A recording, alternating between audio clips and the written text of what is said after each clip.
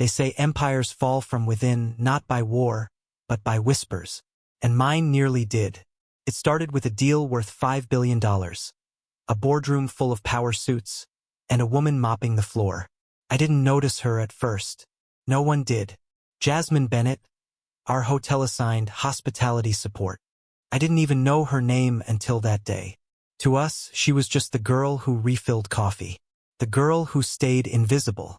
But she would become the woman who saved my fortune and cracked open everything I thought I knew about power, perception, and trust. I'm James Wilson, CEO of Pinnacle Investments. We specialize in skyscrapers, sustainable real estate, and turning blueprints into billions. I've been called visionary, arrogant, even ruthless. I've also been called lucky, mostly by men who've never been in a room where $5 billion can vanish because someone misunderstood a single sentence. The deal was with Sheikh Khaled Al Hassan, head of the Abu Dhabi National Investment Fund. We were going to reshape 5 neighborhoods in Manhattan. The money, the politics, the paperwork, it was all a tightrope act suspended over fire. And my 2 professional interpreters, both Ivy League, both top-dollar hires, were sweating bullets trying to translate rapid-fire Arabic financial jargon. They failed. I remember the sheik slamming his hand on the table, his tone sharp, his patience gone. My team looked like deer in headlights. The 2 interpreters? Useless. Section 4. 3 of the contract was the point of contention, and we couldn't even understand the objection. It was the kind of moment where a man either loses his company or gains a miracle. That miracle stepped out from the corner of the room. She said in flawless Arabic, "Your Highness Sheikh Khaled, if I may, I believe I know where this misunderstanding comes from." Everyone turned. The room froze. A black woman in a hotel uniform, holding a coffee pot, just addressed one of the most powerful men in the Middle East, in his native tongue with perfect pronunciation. First, I thought it was a stunt. Then she explained the exact mistranslation that had nearly collapsed the deal. Voting preferences had been misinterpreted as absolute control. A single word, yet it threatened the trust on which the entire deal hinged. She didn't just translate. She understood. And I had laughed at her earlier that morning for putting almond milk in my coffee. I asked her who she was. "I hold a master's in international finance from NYU. I worked for the Abu Dhabi Investment Authority. But after the 2008 collapse, my family lost everything. I came back to New York to care for my mother. This job at the hotel allowed me to pay the bills and finish my PhD at Columbia." She didn't flinch, didn't ask for validation, just stood there, dignity intact, correcting billionaires in broken suits while wearing a polyester apron. And right there in that boardroom, where we measured men by their suits and women by their silence, I realized I had underestimated the wrong person. The sheik looked at me and said, "If this woman is not part of your team, Mr. Wilson, then you do not deserve to lead this deal." That's when I hired Jasmine Bennett. On the spot. And that's when everything changed. Not just the deal. Not just my company. Me. But I didn't know yet that Jasmine's mind was only the beginning of the storm she'd bring into my life. Because behind her quiet brilliance hid a past she never talked about. And secrets that would test my empire, my integrity, and something I didn't know I had left, my heart. They say genius needs no spotlight, it speaks in action. After the sheik left that day, smiling, deal intact, and Jasmine's name freshly etched into the foundation of my company, everything changed. The boardroom buzzed, not with power, but with confusion. Not everyone was happy, especially Richard Turner, my executive vice president. Old money attitude, jaw made of granite, and eyes that judged before they listened. He'd sneered at Jasmine from the moment she opened her mouth. To him, she was a janitor pretending to be important. To me, she had just salvaged $5 billion. "She's just a coffee girl," he whispered to me that evening as we wrapped up the meeting. I looked at him and said, "And yet she speaks 6 languages and saved your job." I meant it. That night, I invited Jasmine to my office, not for a thank you, but to understand who she really was. She showed up on time, still in uniform, still composed, like none of this was a big deal. "Why didn't you ever mention your qualifications?" I asked. She smiled. You never asked. Touché. We talked. And the more she spoke, the more I listened. She wasn't just smart. She was precise. Strategic. She had studied international risk structures most of my senior analysts couldn't explain. And she spoke about them like she was reading bedtime stories. It made me wonder how many Jasmines were scrubbing floors and brewing coffee in this city. Undiscovered talent hidden by prejudice, systems, silence. And how many men like me walked past them every day. By the end of the meeting, I gave her an offer. Join the Pinnacle Investments team as a cultural and financial liaison. Full benefits. Discretionary authority over all Middle East communications. A modest title for now, but one she could grow into. She hesitated. I'll think about it, she said. But if I join your team, I want something clear, no special treatment, and no publicity stunt. I want to do real work. You just rewrote the rules of our biggest deal, I replied. You'll get more than real work. You'll get a seat at the table. She smiled, just slightly, and left. But Turner didn't let it go. The next morning, he stormed into my office with a folder. I did a background check, he said, tossing the file onto my desk like it was evidence in a trial. She worked at Abu Dhabi Investment Authority, yes, but there's a 5-year employment gap. No references from any financial firm since. Why would someone with that resume be scrubbing hotel floors unless they're hiding something? I stared at the folder. I didn't open it. Maybe because the system doesn't reward brilliance unless it's wearing a $3,000 suit, I said. He scoffed. You're going to bet the company on someone with secrets? I looked up at him. I've betted on worse. He didn't like that. I didn't care. What I didn't know, what none of us knew, was that Jasmine's past would come back faster than we expected. That folder Turner brought?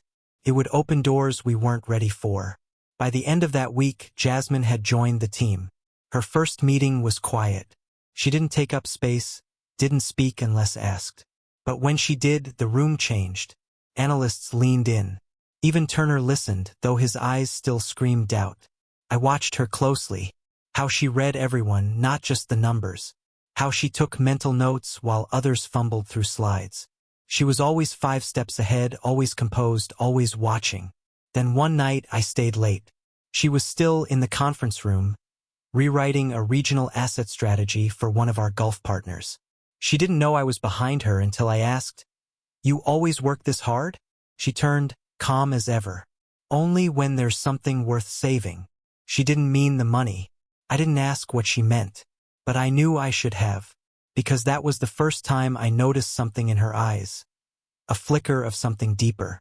Not fear. Not ambition. Burden. She was hiding something, and soon I'd find out what. But not before Turner tried to dig it up himself, and nearly brought everything crashing down. You can't run a billion-dollar company without knowing how to smell fear, especially in your own boardroom. And that morning, I could smell it on Turner. He barged into my office, red-faced, holding his phone like it was a detonator. "You need to see this," he snapped. I took the phone. There, on the screen, was a grainy photo. Jasmine, much younger, standing beside a man in military uniform. Not just any man. General Karim Ayad, former intelligence chief of a toppled North African regime. The headline below it read, "Former diplomatic translator linked to regime financier." I raised an eyebrow. "This is what you've been digging for?" I asked. Turner slammed his hand on the desk. "That woman worked under a dictator. She was a state translator in closed-door deals. You think we can risk having her inside our company, especially now with the Gulf funds watching every move?" I didn't answer immediately, not because I didn't know what to say, but because I needed to calm the part of me that still trusted my instincts over headlines. Instead, I called her in. Jasmine walked in calm, like always, but her eyes flicked between me and Turner. She knew. I handed her the phone. She looked at the screen, said nothing. Then, softly, "You're wondering if I'm a spy?" "No," I replied. "I'm wondering if you're in danger." She sat down. And then, for the first time, Jasmine told me the truth. She had been recruited at 22 by the U.S. Embassy in Rabat as a civilian translator. Fluent in Arabic, French, Spanish, and English. She worked alongside diplomats, attended closed-door summits, and served as a neutral voice in explosive negotiations. But after one regime change and a covert scandal involving embezzled funds, her name ended up on a classified report. Not as a criminal, never that, but as someone who knew too much. So she disappeared, fled to the U.S. Under diplomatic silence, changed careers, changed cities, changed everything. I took a cleaning job because it was quiet, because it was safe, until you brought me back into the room. Turner scoffed. So you admit it, you're hiding something. She turned to him with a stare that froze the air. I protected people like you for years while you toasted champagne in safe cities. I translated confessions, threats, secrets, but I never leaked a word, and I never will. Turner tried to speak again. I held up my hand. That's enough. She looked at me, waiting. I stood up. Jasmine, I trust you, and if there's heat coming, we'll handle it together. Turner stormed out. That afternoon, I called my security chief. Told him to run a deep scan, not on Jasmine, but on the leak. That headline? Too convenient. Too fast. It didn't take long to trace the source. Turner. He had tipped off a friendly journalist, hoping the story would explode and force my hand, hoping I'd fire her, hoping he could regain control. I confronted him in front of the entire senior team. You leaked confidential files. You undermined a critical partner. And you endangered a deal that funds half this company's operating capital. You're done. He didn't argue, just stared at me, the last flicker of superiority gone from his eyes. Jasmine didn't smile. She just nodded once when I told her. But that night, as I walked past her office, I heard her crying. It was soft, controlled, but it was real. And I realized, for all her strength, for all her composure, she was still human, still carrying the weight of a past she never asked for. I stood outside her door for a long moment, then walked away, not because I didn't care, but because I knew this story wasn't just about me saving her career. It was about her saving me from a life where I'd forgotten what trust actually looked like. And I was starting to see, just barely, that there was something more than business between us. Something I wasn't ready for, but something I couldn't ignore. By the end of that week, the air in the building had changed. Turner was gone, but his shadow lingered. Rumors whispered through the hallways. Some employees supported Jasmine's rise. Others, especially the old guard investors, grumbled behind closed doors. They didn't say it out loud, of course, but I knew the language of boardroom politics. She got lucky. She's dangerous. She's not one of us. What they didn't know, what even I didn't fully realize yet, was that Jasmine wasn't just fighting to prove herself. She was fighting to protect us from something coming. And it was already inside the company. It started with a discrepancy. A missing page from a financial report sent to our Middle East partners. Nothing massive, just a small misalignment in an R&D figure. A typo, someone said. Harmless. But Jasmine didn't buy it. She came into my office that night, laptop in hand, eyes sharp. There's something wrong, she said. These inconsistencies match the same pattern as the embezzlement reports I used to translate. I leaned back. You think someone's stealing from us? I think someone already has. She pulled up the data, and I'll be honest, half of it looked like gibberish to me. But the way she broke it down, even I could see it. Someone had rerouted over $14 million through dummy vendor accounts. Over months. Slow. Strategic. Hidden in the noise. And whoever it was, they knew what they were doing. Have you told anyone else? I asked. No, she said, because I think whoever's behind it is still here. And that's when it clicked. This wasn't about a hostile investor. It wasn't an outsider hacking our books. It was internal. Someone on the inside was bleeding the company dry, quietly, methodically, and had likely been doing it long before Jasmine ever walked into our boardroom. And now she was the only one who had noticed. Can you trace it? I asked. Yes, she said. But I'll need full access. No red tape. You'll have it, I promised. That night, I gave Jasmine unrestricted access to the financial servers. It was a risk, One my lawyers and CFO would have screamed about, but I didn't care. Because for the first time in a long time, I didn't trust our system. I trusted her. Over the next 4 days, she worked like a machine. Barely ate. Barely spoke. Just combed through every trail of digital evidence like a forensic surgeon with a scalpel. And on the 5th night, she called me at 2:47 a.m. "I found him," she said. It wasn't a janitor. It wasn't an intern. It was one of our senior partners. Daniel Graves, one of the Golden Boys, went to Wharton, sailed yachts in the Hamptons, the kind of man the press loved calling a rising star. He had been creating dummy LLCs tied to dead real estate projects, pocketing millions through consulting fees, and he'd covered his tracks so well no one noticed. No one except the woman we all overlooked. I told Jasmine not to confront him. Not yet. I wanted to see it for myself. So the next morning, I invited Daniel to the top-floor conference room. Jasmine and I sat at the table side by side. I handed him a copy of the fake invoice. He smiled cool, easy. This must be a mistake. Then I handed him the second. Then the third. Then the access logs Jasmine had pulled from our internal server. And the look in his eyes shifted. Not fear. Not guilt. Contempt. "For her?" he asked, nodding toward Jasmine. "You're choosing her over me?" "No," I said calmly. "I'm choosing the truth over a lie." He stood furious. "You'll regret this." "No," I said. "You will." Security escorted him out 10 minutes later. He didn't resist, just smirked like a man who thought the rules never applied to him. But that wasn't what stayed with me. It was what Jasmine said afterward. "I've seen men like him before," she said quietly. "Different suits, different countries, same sickness." I looked at her, really looked at her.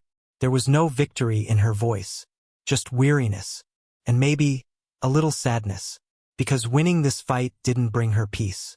It only reminded her how many battles she'd already fought, and how many more were coming.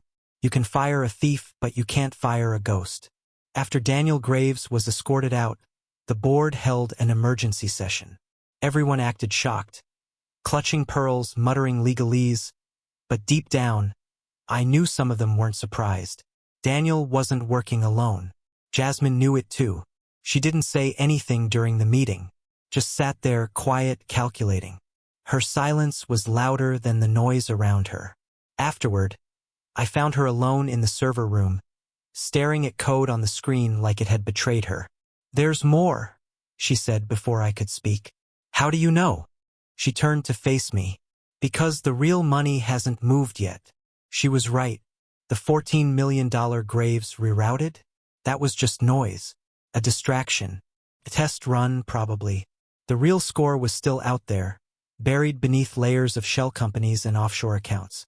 And if we didn't find it soon, we'd wake up one morning to headlines that would gut our reputation and bleed our partners dry. But then came something I hadn't expected. A letter. No name. No return address. Hand-delivered to my office by someone who walked right past security without a trace. Inside was a single sheet of cream paper. Typed, "You're digging in places you shouldn't. Call off the girl. Or next time we won't be so polite." No signature. No logo. Just a red fingerprint pressed into the corner like a seal. I stared at it for a long time. The last time I'd felt that cold, calculated threat was years ago, when I backed out of a Russian investment deal that ended with someone's car exploding outside a hotel in Prague. This felt the same. Except now, the target wasn't just me. It was Jasmine. I didn't show her the letter right away. I should have. But I needed time to think. Time to figure out how to keep her safe without scaring her off. Because I could see it in her eyes. She wasn't afraid of danger. She was afraid of being underestimated again. That same night, I called a contact of mine, Victor Navarro, ex-Interpol, now a ghost consultant for risk mitigation in hostile acquisitions. I owed him a favor from a very messy merger in Dubai. He answered on the second ring. "What did you step into this time, James?" I told him everything. He paused for a moment, then said, "If someone's warning you in ink, they're old school, which means they're either very confident or very desperate. Either way, you're not dealing with a corporate thief anymore. You're dealing with someone who wants leverage, something permanent. He gave me a name, Orion Strategic Group, an elite shell outfit, private equity firm on the surface, corporate hit squad underneath. Their specialty? Hostile takeovers disguised as internal collapses. They'd done it in Switzerland, in Brazil, in South Korea. And now, they had eyes on my company, on my people, on her. Don't confront them yet, Victor warned. Let them believe you're blind. That's your advantage. So I played dumb. I held the next board meeting as if nothing had happened. I discussed quarterly projections. I shook hands. I smiled at directors I now suspected were feeding intel to Orion. But behind the curtain, I was building a firewall. Jasmine worked alongside Victor and our IT team to lock down every vulnerable account, every offshore transfer, every backdoor Graves had used. She was relentless, barely sleeping, barely speaking, her eyes darker now, not just from exhaustion, but from the weight of knowing the storm wasn't over. One night, around 1 a.m., I found her asleep at her desk, head resting on a file of flagged transactions. Her phone buzzed next to her. I picked it up, planning to silence it. But what I saw stopped me cold. It was a message. One word. Run. No sender. Just that. Run. And suddenly I understood. This wasn't about money anymore. Someone wanted Jasmine gone.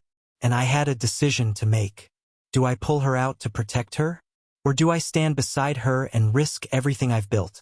I looked down at her, asleep, unaware. And I realized something terrifying. This woman I barely knew 3 months ago had become the most important person in my life. And someone out there wanted her erased. The day I decided to protect Jasmine at all costs was the day I stopped thinking like a CEO and started thinking like a man with something to lose. The threat was no longer abstract. It had a name, a pulse, a motive. Orion Strategic Group. The moment Victor confirmed their involvement, everything shifted. These weren't disgruntled shareholders or bitter former partners. These were professionals, mercenaries in suits, people who didn't sue you. They replaced you, burned your name out of the company registry, bought out your silence, and sold your downfall like a press release. And now they were coming for us. They had already tried fear. Next, they'd try force. So we made a plan. Victor set it up like a chess match. Jasmine and I would draw them out. Leak a fake file suggesting we were about to trace the $60 million Graves had almost laundered. We'd plant the bait in a controlled sandbox, traceable only to a ghost server. Then we'd wait. Jasmine looked at me across the strategy table. What if they don't bite? They will, I said. Because we're finally threatening what they came here to steal. She nodded, calm but guarded. I could tell she didn't trust my optimism. And she was right. Because nothing about what came next was easy. That night we set the bait. A confidential document flagged Operation Hemlock, a project that never existed. We named accounts, dates, investors. Enough truth mixed in to feel real. Then we waited. The breach came 36 hours later. At 2:12 a.m. One of our isolated servers lit up. Someone was inside, copying the bait, leaving a trail of digital fingerprints too perfect to be unintentional. Victor traced the signal to a commercial building in Jersey City. 3rd floor. Office suite listed under a holding company we knew didn't exist 2 weeks ago. We had them, or so we thought. Victor and I arrived at the location with a private security detail and a federal liaison he'd pulled from retirement. We breached the suite with full legal authority. Empty. Not a desk. Not a chair. Just a single laptop sitting on the floor. Open. On the screen was a video feed. Jasmine. Live. She was in our own office tower, sitting at her desk, sipping tea. And then the screen flickered. The camera angle changed. Someone was inside the building, filming her, watching her. I grabbed the radio. Lock down the tower. Now. We raced back through Manhattan like hell was chasing us. By the time we arrived, Jasmine had already noticed something was wrong. She stood at the window, back turned, phone in her hand, staring out at the skyline. Her voice was steady when I entered. They're inside, aren't they? I nodded. She didn't flinch. I knew it when the security cameras outside my office flickered. They've been watching for days. I crossed the room and placed a small tracking device in her pocket. "You're coming home with me," I said. "Tonight." She turned. "That won't stop them." "No," I replied.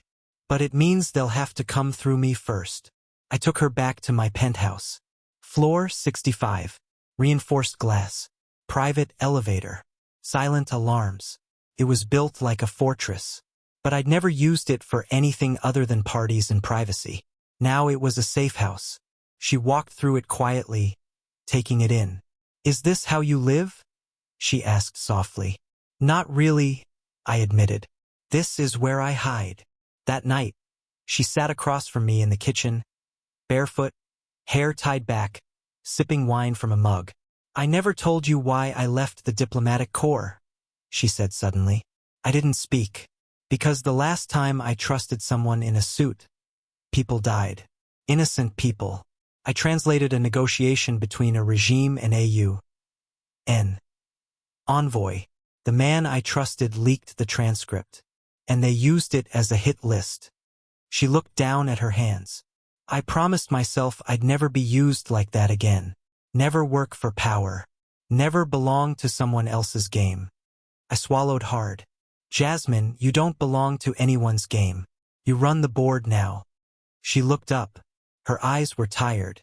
"But it's still killing people, James. Even now. This company. This war. The greed behind it." I didn't have an answer, because she was right. I'd built my empire without looking too hard at the cracks in its foundation. And now the ground was shifting beneath me. That night we didn't sleep. She took the guest room. I stood by the window until sunrise, and I made a promise, to myself, to her, to whatever battered version of a soul I still had. If they came for her again, I would burn the whole damn tower down before I let them win. The day after I moved Jasmine into the penthouse, everything went quiet. Too quiet. No breach attempts. No surveillance signals. No encrypted warnings. And that's when I got nervous. Because when people like Orion go silent, it means they've moved on to their final move. The kill shot. Victor agreed. They're resetting. Planning something that doesn't leave fingerprints. We doubled Jasmine's security detail. Switched her devices. Moved her meetings offsite. She hated it, but she understood. By now, she wasn't just protecting her own life. She was protecting the entire company. Still, even with everything spinning, something shifted between us that week. One night, I walked into the living room and found her on the piano bench, barefoot, playing softly, just a quiet, haunting melody I didn't recognize. "You play?" I asked. She nodded. "Taught myself when I was 12, after my dad died." I watched her hands glide over the keys. "You always surprise me." She smiled, small, tired. "You just weren't paying attention before." She was right, and I think that's when I started falling for her, not in the dramatic movie scene way, but in the slow, aching realization that she had become the most honest person I'd ever met. She didn't care about money, or legacy, or appearances. She cared about doing the right thing. And somehow, she still cared enough to protect my legacy too, even when it could cost her everything. The moment came 3 days later. Package arrived at the penthouse. No return label, just a sleek black envelope. Inside, a printed photo of Jasmine, sitting at her desk, a red X drawn across her chest, and a note that said, "This is your final warning. Step away or she disappears." I didn't show her. Not yet. Instead, I scanned the envelope for prints. None. I traced the courier. It was hand-delivered at a coffee shop near Midtown. No security footage. No receipts. Whoever they were professionals. I locked myself in the office with Victor and my head of legal. We were done playing defense. It was time for war. We created a fail-safe protocol.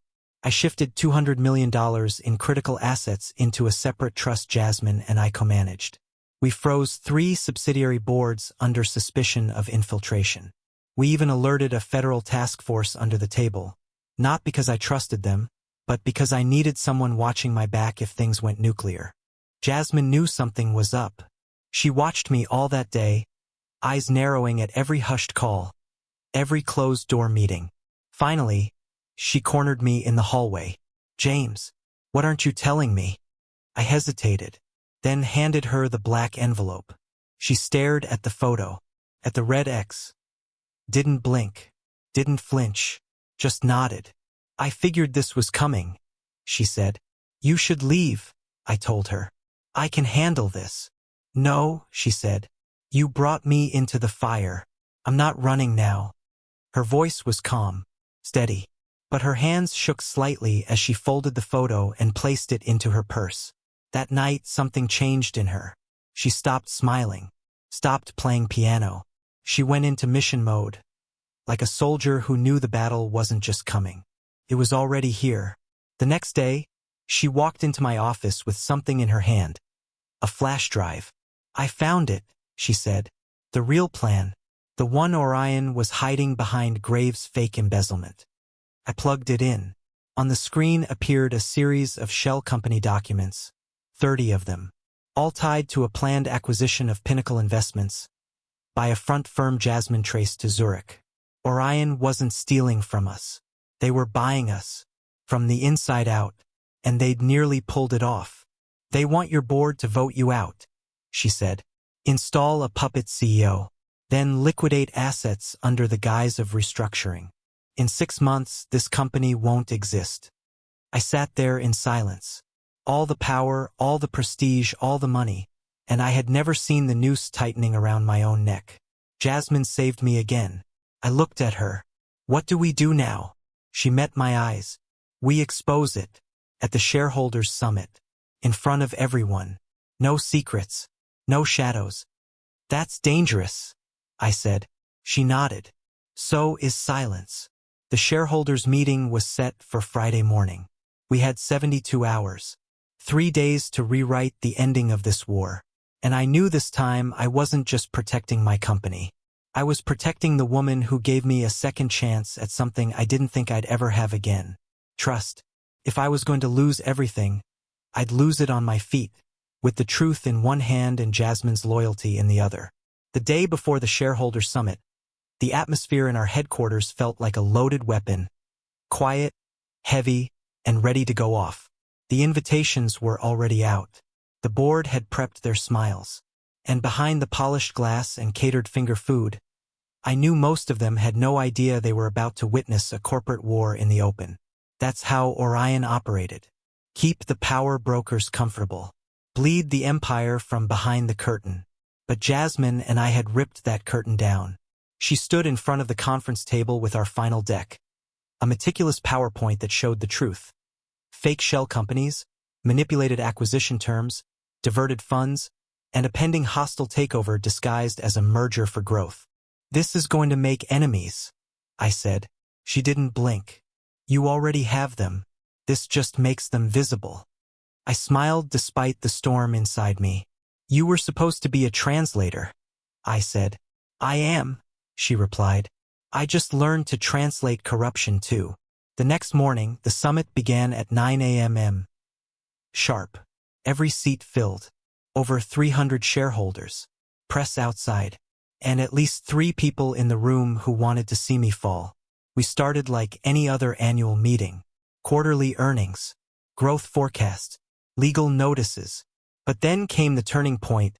Strategic partnerships and acquisition review. That was Orion's move. The section where they planned to announce a vote of confidence in a new executive team.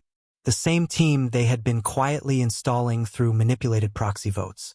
They had even flown in a silver-haired candidate from Zurich. Polished, pleasant, poison in a tailored suit. He was seconds away from taking the mic. Until I stood. "Before we move forward," I said into the microphone, "I'd like to introduce someone." All eyes turned. Jasmine walked onto the stage. No suit, no flair, just grace. She plugged in the flash drive. And then, slide by slide, we dismantled their plan in front of every shareholder in that room. We exposed the front companies, the manipulated voting rights, the shell mergers, and finally, the offshore accounts tied to Orion's holding structure. Gasps filled the room. Murmurs. Then silence. At the end, Jasmine turned to me, then stepped back. It was my turn. This company was built on vision. But we forgot something along the way: vigilance. I take full responsibility for that. But starting today, we don't just protect profits. We protect the people who make them possible. No more silence. No more shadows.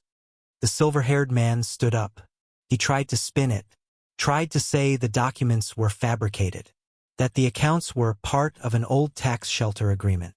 But the room didn't buy it. Because Jasmine had receipts. And the crowd had already shifted. The board called for an emergency vote. Motion to dismiss all merger negotiations with Zurich? Passed. Motion to formally audit and restructure internal governance? Passed. Motion to reaffirm James Wilson as CEO? Effective immediately? Unanimous. When the gavel dropped, I didn't feel triumph. I felt relief. And when I looked at Jasmine, standing there, calm, exhausted, but unshaken, I realized I had never respected anyone more in my life. But that day wasn't over yet. Because when we returned to my office, there was one final envelope waiting. No address, just a wax seal, crimson red. Inside a card. You won the round. But the game isn't over. Orion never plays alone. V. Who's V? Jasmine asked. Victor, standing in the corner, stepped forward. That's what I've been trying to find out for 10 years. That night, I poured 2 glasses of whiskey. Jasmine sat across from me, her heels off, hair down, shoulders finally relaxed. We did it, she said softly. For now, I nodded. She raised her glass. To staying alive. I clinked it. To not trusting suits. We both laughed. And in that moment, just a man and a woman in a quiet apartment after a corporate storm, I realized something terrifying and beautiful. I didn't just owe her my company. I owed her me. The day after we dismantled Orion's takeover, the markets responded the way I'd hoped. Investor confidence surged. Our stock climbed 8 points overnight, and half of the press spun it into a comeback narrative. The headlines read like war medals. Wilson exposes hostile takeover. Cleaning lady turned corporate hero. Pinnacle rises from the brink. Jasmine hated every one of them. Why do they keep calling me that? She asked, flipping through the articles at my breakfast table. Because it sounds like a movie, I said. She rolled her eyes. I didn't save anyone with a mop. I used data, language, strategy. You saved me, I said, cutting her off gently. She looked down, quiet for a moment. I didn't want to be known for where I started, she said. I wanted to be known for what I did. And you will be, I promised. Not just by the world, by me. But deep down, I knew the real story wasn't over. The letter we received, signed simply V, kept circling in my mind. Victor worked around the clock tracing connections. And then one afternoon, he called me into a private room, closed the door and said, James, I found him. He pulled up a file. Vincent Laird, international finance consultant. Worked with Orion during their acquisition of a tech conglomerate in Seoul. Quiet, untraceable. Until now, Vincent had a pattern. He never worked alone. He installed insiders, cultivated rot, operated like a surgeon, removing CEOs without ever holding a knife. And the most chilling part? He used to work for me. Back in 2014, Vincent was part of a shadow advisory group I'd hired during an expansion into Singapore. I barely remembered him. Slick, quiet, preferred emails to FaceTime. He was gone within a year. But apparently he remembered me. And now he wanted revenge. We had stopped his move on Pinnacle. But he hadn't stopped moving. That same evening, Jasmine received an anonymous text. Still trusting the millionaire?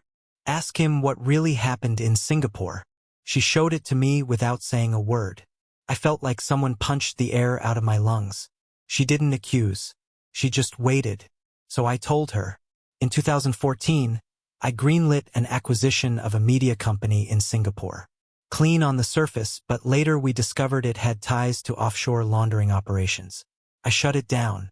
reported everything to the proper authorities, lost $50 million, buried the headlines, and in doing so, I also buried a group of consultants, Vincent included, who claimed I'd destroyed their futures. He didn't want money. He wanted ruin. Jasmine nodded slowly. I believe you, she said, but I don't think he's finished. She was right. 2 nights later, Victor found a breach. Vincent had infiltrated our legacy systems, old infrastructure no one used anymore. He wasn't trying to steal.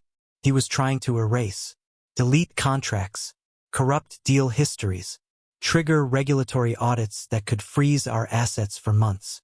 If he'd succeeded, we would have collapsed under the weight of our own records. But Jasmine caught it again. And that night, she turned to me and said, James, I'm done playing defense. I want to meet him. You mean bait him? I mean look him in the eye. I stared at her, torn between admiration and fear. If you do this, I said, there's no coming back to quiet. She looked straight at me.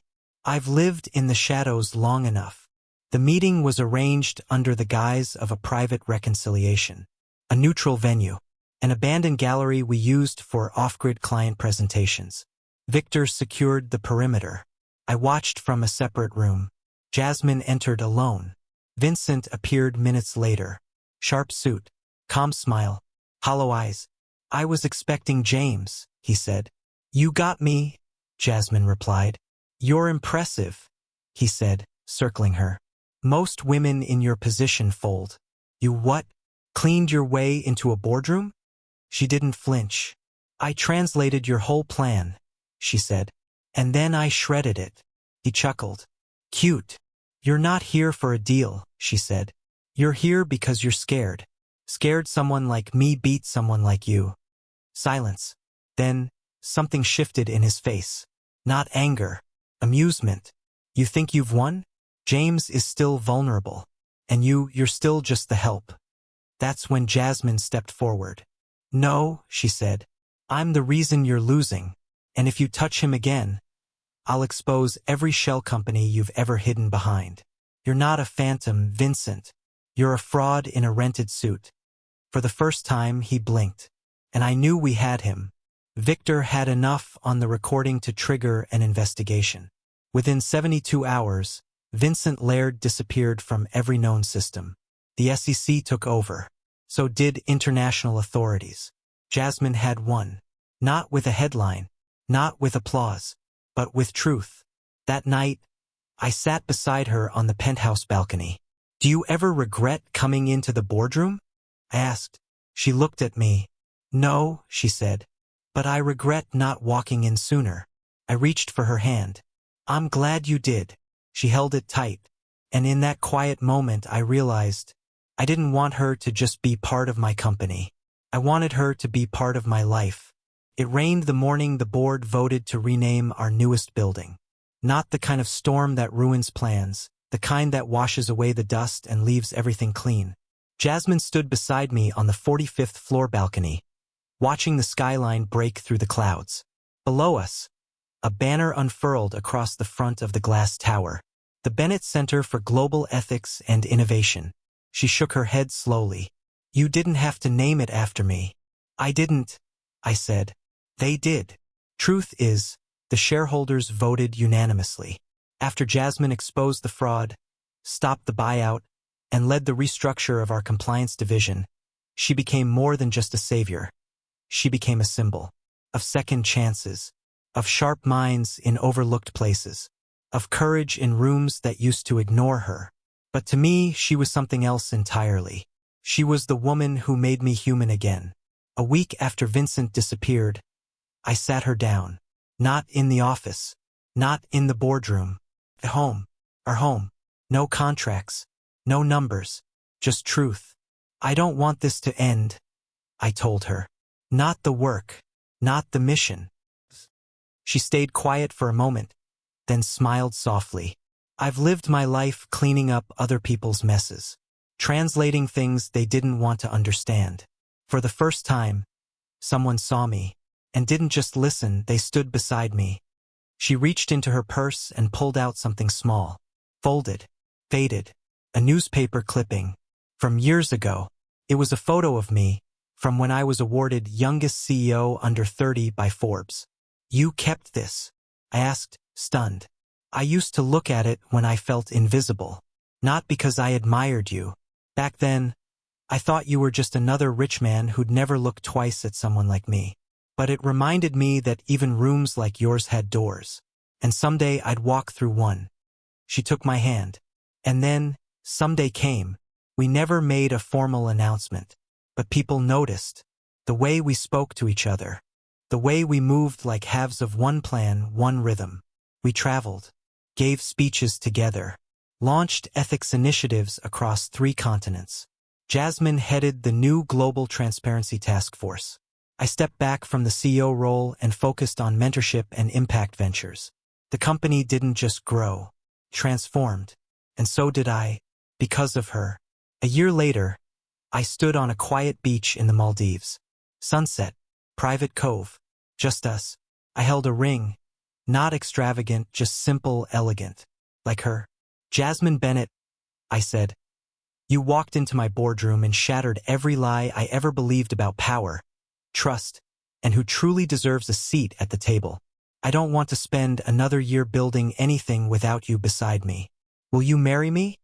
She stared at the ring, then up at me. Only, she whispered. If we build something better than a company this time, let's build a life. I slipped the ring on her finger, and that was it. The moment the storm ended, and something new began. We kept the penthouse, but moved into a brownstone on the Upper West Side. Quieter, warmer. Ours.